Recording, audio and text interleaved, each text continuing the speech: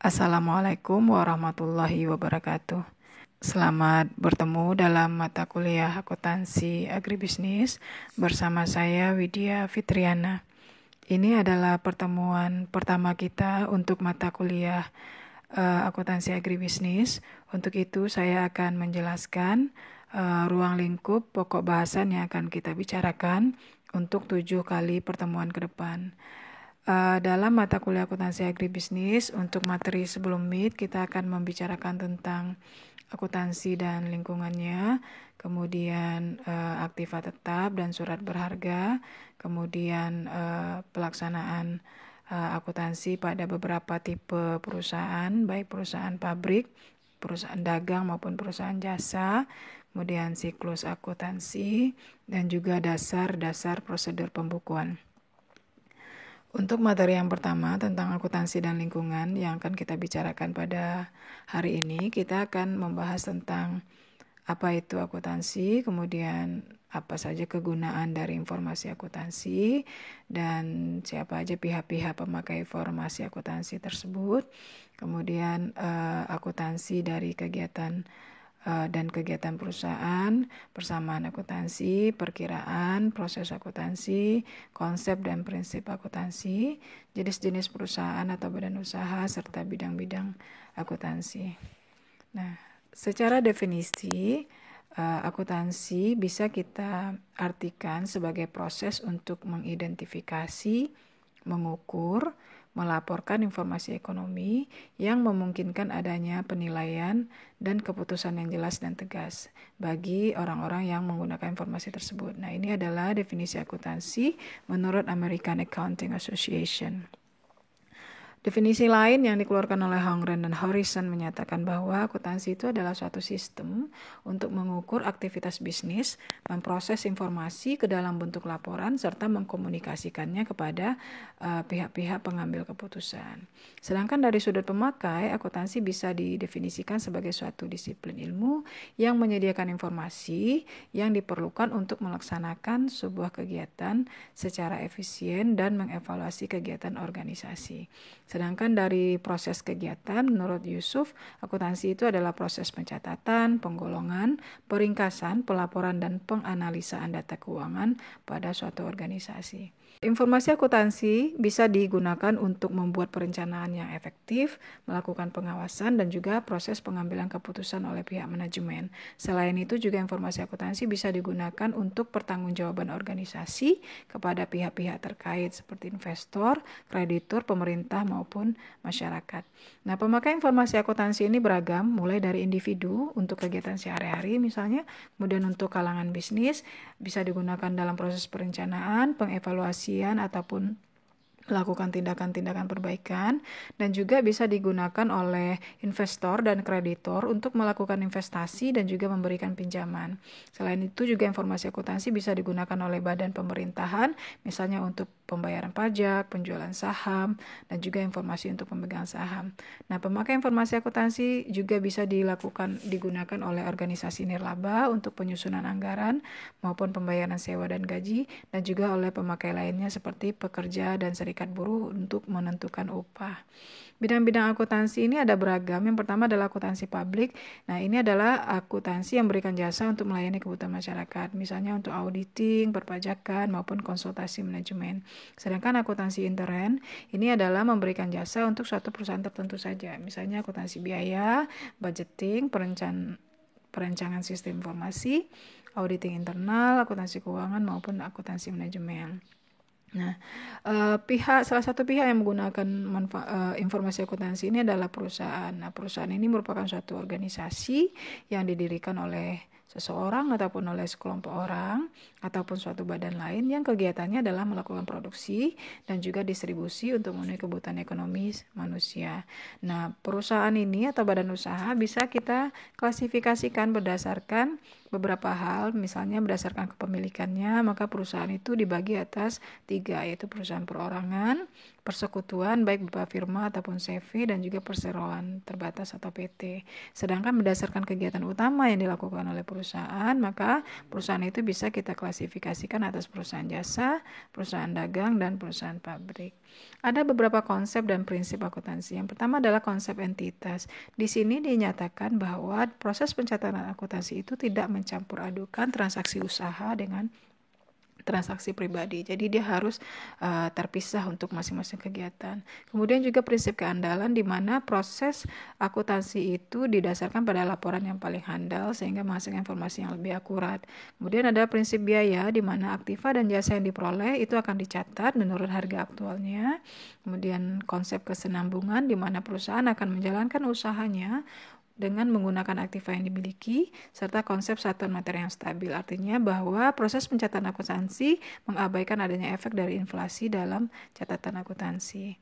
Nah, salah satu jenis akuntansi yang akan kita bicarakan itu adalah akuntansi biaya, di mana objek dari akuntansi ini adalah biaya, yaitu proses mencatat, menggolongkan, meringkas, dan menyajikan semua biaya-biaya, baik biaya pembuatan maupun penjualan suatu produk dan jasa, serta cara penafsiran terhadap pencatatan tersebut.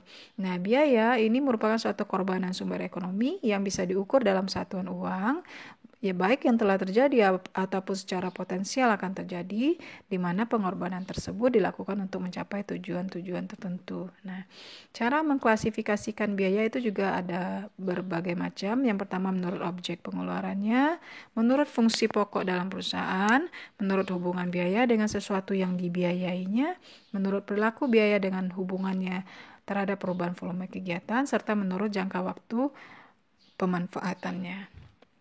Nah, pengklasifikasian biaya menurut objek pengeluaran, misalnya biaya itu dikelompokkan berdasarkan untuk apa dia digunakan. Misalnya biaya bahan baku digunakan untuk membeli biaya bahan baku. Kemudian biaya tenaga kerja digunakan untuk membayar upah tenaga kerja, biaya transportasi, biaya depresiasi, dan lain sebagainya. Yang kedua adalah biaya itu diklasifikasikan menurut fungsi pokok dan perusahaan. Nah, fungsi pokok dan perusahaan itu ada 3, yaitu fungsi produksi, fungsi pemasaran, dan fungsi administrasi dan umum. Maka biayanya juga diklasifikasikan atas 3, yaitu biaya produksi, biaya pemasaran, dan biaya administrasi dan umum. Sedangkan pengklasifikasian biaya yang lainnya adalah menurut hubungannya dengan sesuatu yang dibiayai. Nah, ini biaya diklasifikasikan atas biaya langsung dan biaya tidak langsung. Nah, dalam hubungannya dengan produk, ini ada biaya produksi langsung, ada biaya produksi tidak langsung. Sedangkan dalam hubungannya dengan departemen, ini kita sebut sebagai biaya langsung departemen ataupun biaya tidak langsung departemen. Nah, pengklasifikasian biaya berikutnya adalah berdasarkan hubungannya dengan perubahan volume kegiatan. Kalau biaya itu berubah sebanding dengan perubahan volume kegiatan, maka dia disebut sebagai biaya variabel. Sedangkan kalau jumlah totalnya tetap dalam kisaran volume tertentu, maka dia disebut biaya tetap.